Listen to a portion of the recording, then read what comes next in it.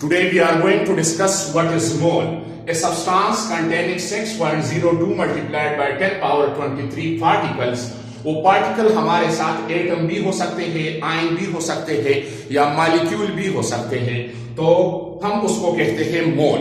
या हमारे साथ दूसरा डिफिनीशन है gram atomic mass, gram molecular mass या ग्राम फार्मूला मास इज कॉल्ड मोल। जिस तरह हमारी डेली लाइफ में मुख्तलिफ यूनिट हम इस्तेमाल करते हैं मुख्तलिफ क्वांटिटीज के लिए, इसी तरह हम एटम या मॉलिक्यूल के काउंटिंग के लिए हम लफ्ज इस्तेमाल करते हैं मोल।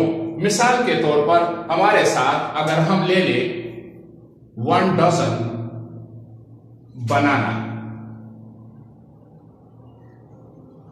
तो 1 डजन का मतलब है कि इसमें 12 बनानास होंगे, 12 बनाना।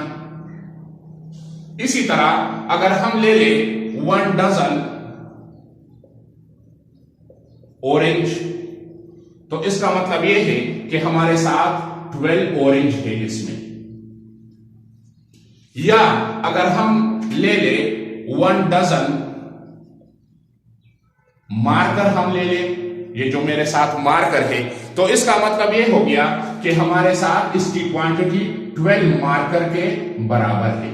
तो जिस तरह डजन का मतलब है कि उसमें 12 सिमिलर थिंग होंगे, इसी तरह हमारे साथ मोल में नंबर ऑफ एटम या नंबर ऑफ मॉलिक्यूल के काउंटिंग के लिए हम मोल इस्तेमाल करते हैं। अभी हमारे साथ अगर हम एक एटम का एटॉमिक मास ले ले या मॉलिक्यूल का मॉलिक्यूलर मास ले ले या एक कंपाउंड का फार्मूला मास ले ले और वो हम ग्राम में जाहिर कर ले, तो हमारे साथ होगा मोल। मिसाल के तौर पर हमारे साथ फॉर एग्जांपल हमारे साथ है 1 मोल ऑफ हाइड्रोजन, तो हमारे साथ बराबर है 1 ग्राम का। इसी तरह अगर मैं ले लूं मॉलिक्यूल ले लूं, तो 1 मोल ऑफ H2O जो हमारे साथ मॉलिक्यूल है, उसका मॉलिक्यूलर मास में ले लूं जो 18 के बराबर है, उसके साथ मैंने ग्राम लगाया, तो ये हमारे साथ 1 मोल के बराबर है। अगर मैं एक कंपाउंड ले लूं, फर्ज करें मेरे साथ है 1 mole of sodium chloride NaCl, तो इसका वजन हमारे साथ है 58.5। अगर मैं इसके साथ ग्राम लगा दूं, तो ये हमारे साथ होगा मोल। अभी ये 1 मोल बराबर है हमारे साथ, ये 1 मोल हमारे साथ, इसमें कितने नंबर ऑफ पार्टिकल्स है? 6.02 मल्टीप्लाइड बाय 10 पावर 23 पार्टिकल्स। और जिस तरह मैंने बताया कि पार्टिकल्स हमारे साथ एटम्स भी हो सकते हैं, आयंस भी हो सकते हैं, या हमारे साथ ये मॉलिक्यूल भी हो सकते हैं। Mole is the unit of quantity of substance. ये किस चीज का यूनिट है? Unit of quantity of substance. Mole को हम रिप्रेजेंट करते हैं, रिप्रेजेंटेड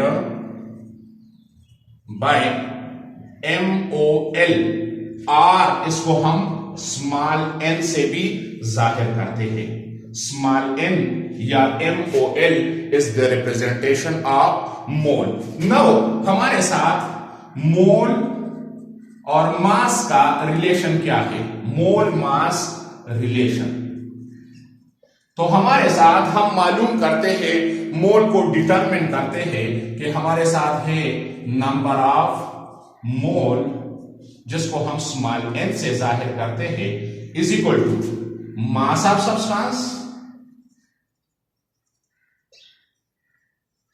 इन ग्राम, ग्राम में हम ले लें, divided by molar mass of that substance. So we can calculate the number of mole by mass of substance in gram divided by molar mass of that substance.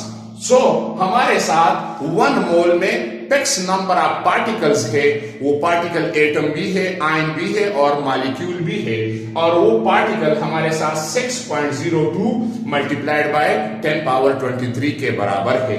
तो जितने भी हमारे साथ यहाँ पे लफ्ज इस्तेमाल हुआ है सब्सटेंस, तो सब्सटेंस प्योर फॉर्म है और ये एलिमेंट और कंपाउंड के लिए element the building block of atom से बना है और फिर atom combine it form molecule और मुख्तलिफ फार्मूला यूनिट वो कंपाउंड यानी कंपाउंड जिसको कहते हैं वो बनाता है।